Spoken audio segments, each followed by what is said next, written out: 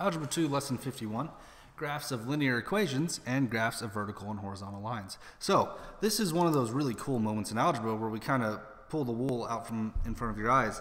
And the cool moment is that a lot of these polynomial equations and expressions that you've been simplifying and solving are actually graphical representations of lines and two-dimensional shapes. So you've been doing a lot of work with polynomials in algebra, and almost all of these polynomial equations you've been dealing with are actually equations of lines, and we finally get to see how that works. And we call them linear equations, linear referring to line. And let's go ahead and look at one of these. So let's take a polynomial equation, y equals 2x minus 1. So this would be an equation that's be rewritten as being solved for y. And we're going to graph this on our coordinate system. You got to zoom out here and adjust my focus. Nope, that's the wrong way. And there we go. Okay, so what we're going to do is we're going to graph the equation of y equals 2x minus 1. Now, how are we going to do that? We're going to use our knowledge of coordinate pairs. We know those as x comma y, right? And then we're going to plug in some values for x and y. So we're going to create what's called a table. And all we're going to do is we're going to look at our graph and we'll pick a spot on the x-axis, like right here, -4. I want to pick this spot, -4. I want to see where my line hits at -4.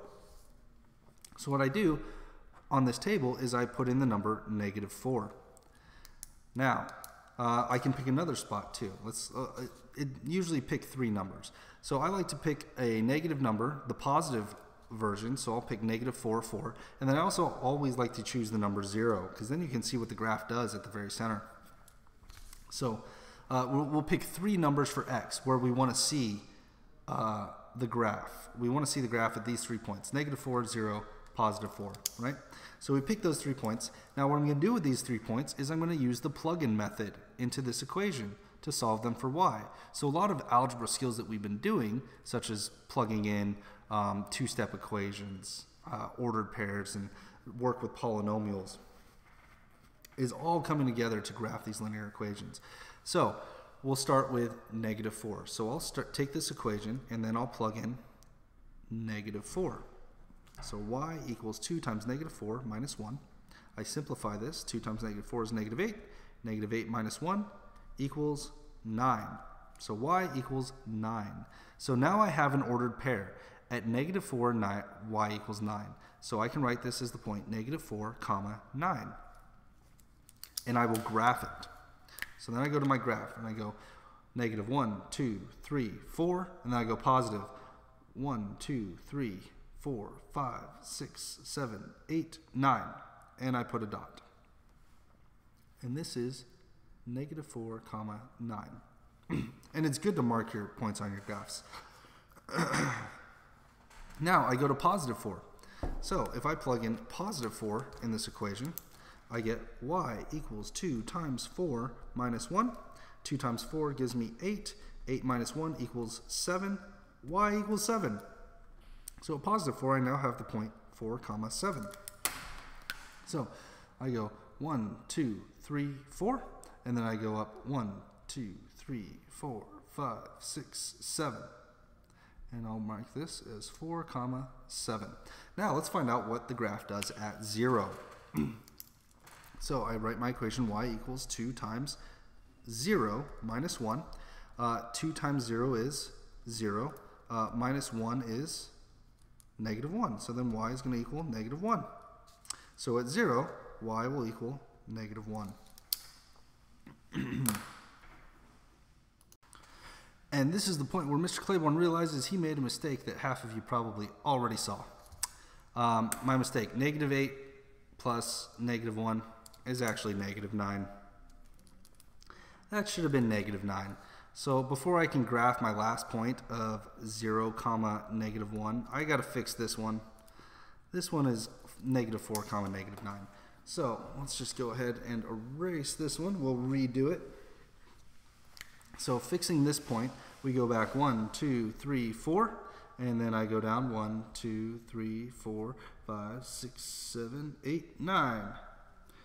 There we go, -4, comma, -9. Now, at 0, I have the point 0, comma, -1. So I start x at 0, and then I just go down 1. And then I have the point 0, comma, -1. Now, let's look at our coordinate system. Let's look at the 3 points that I've graphed.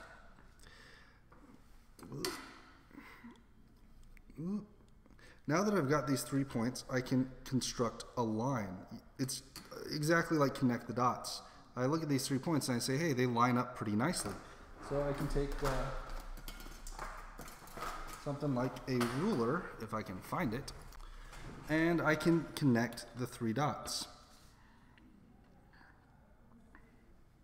Oh, where's my marker?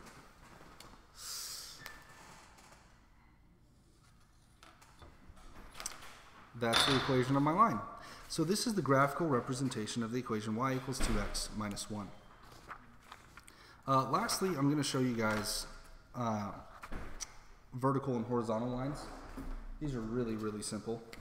I can show you these in less than a minute. So if you have a graph that says that's too bright. Let's go with a darker color. We have a graph that says they want you to graph the line y equals +3. Right? This is called a vertical or horizontal equation. The reason why we know it's going to be vertical or horizontal is there's no x. So if there's no x in an equation, we immediately know it will never touch the x-axis, the x-axis being this line. So all we have to do is if y equals 3, we go to the y-axis, we count 1, 2, 3, and then we just draw a horizontal line. Because everywhere the y-axis will be 3 on this line, right? So that's pretty simple. If there's no x in the equation, your line will never touch the x-axis. It's parallel to it. Now let's do the opposite. Let's say we have x equals 4. Or we'll do -4. X equals -4. There's no y in this equation. Here, make it a little bit clearer.